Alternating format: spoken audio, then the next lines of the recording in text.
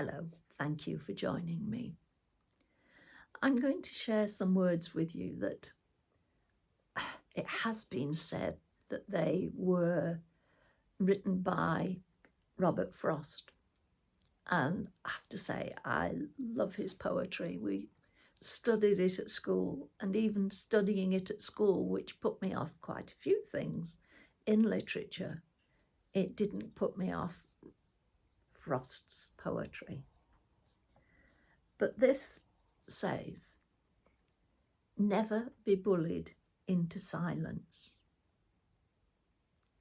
Never allow yourself to be made a victim.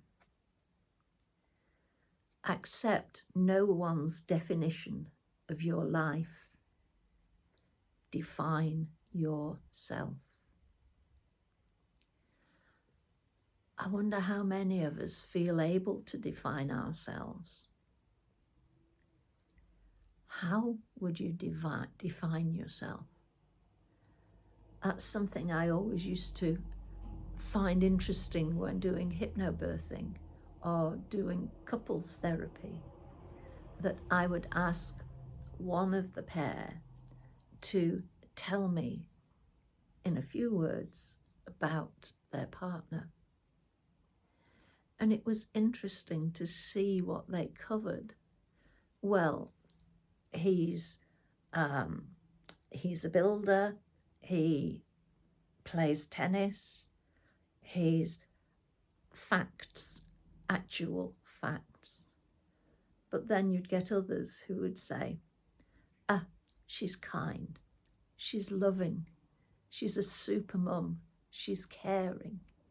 So there are so many aspects of ourselves that people can use to describe.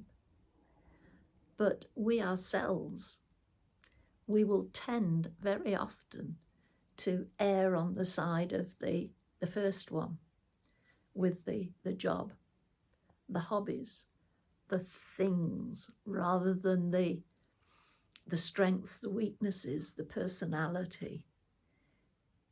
They probably feel on safer ground. So that is a way of defining yourself. If you were asked, what would you start with? Because we've got so many different labels that we can put on ourselves. Which is the most important one to you if you were defining yourself? Would you go down the characteristics? Would they all be positive, or would you include any negatives in there? Would you also include, presuming you've not got a limited number of choices to give, would you also choose to include work, things that they do at home, practical things? It tells a lot about a relationship when you put that forward to these people. And some are just struck dumb. I've no idea. And when this was somebody who had been quite happily chatting before, and somebody who had been in a relationship for quite a few years, I wasn't quite sure what to make of that. Did they not want to embarrass them by saying good things or bad things? I don't know. And I did actually wish that this was a couple in for hypnobirthing. And I did wish that they were in for couple counselling, because I would then be in a position to try and find out what was making it difficult for them to say things about the other person.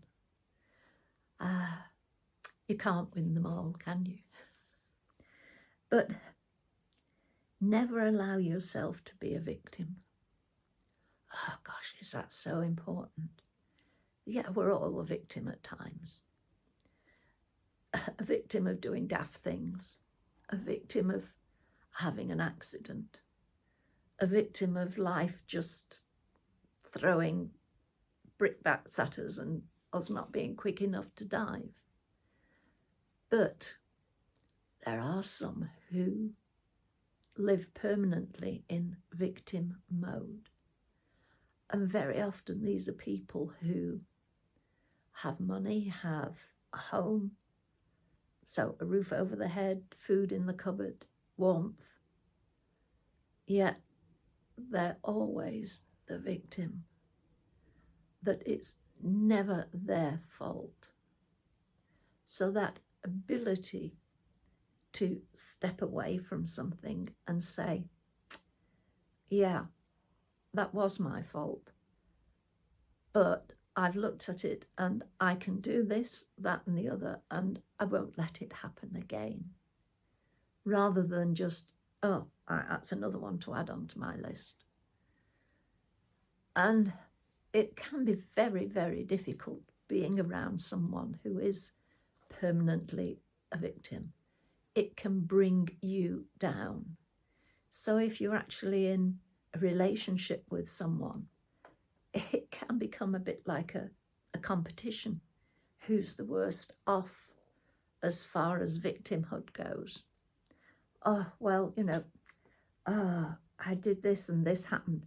Oh, well, I had it worse. I did. Not a good way to be. And that applies in friendships as well as relationships. But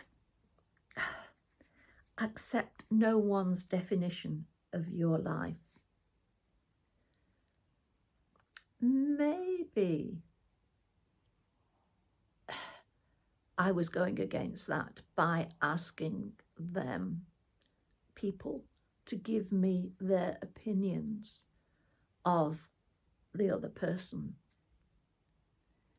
But they weren't defining their lives. They were saying how they perceived, how they felt on the receiving end of what the other person had to offer. And that's important, because it's hard sometimes to hold the mirror up to ourselves and say, yeah, I'm good at this, that, and the other, rubbish at that, hit and miss with something else.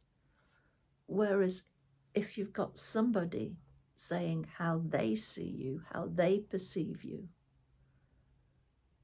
then things that you take for granted may be acknowledged, recognized, and can be a surprise to you. And it's always nice if you give somebody a surprise by thanking them for being so understanding. You're always there for me, and it means so much. If you actually include words like that in a thank you rather than a simple thank you, you are telling them that you recognize this in them, that it's their strength. Don't give it up, because it's so valuable. And if you've got friends like that, you're in a good place. If not, have a go looking at yourself in the mirror, a metaphorical mirror. Otherwise, we'll just get the physical bits. Have a look. On that note, I shall say thank you for joining me. And before my voice cracks up, I will go and have some honey and lemon and speak to you soon. Bye for now. Bye.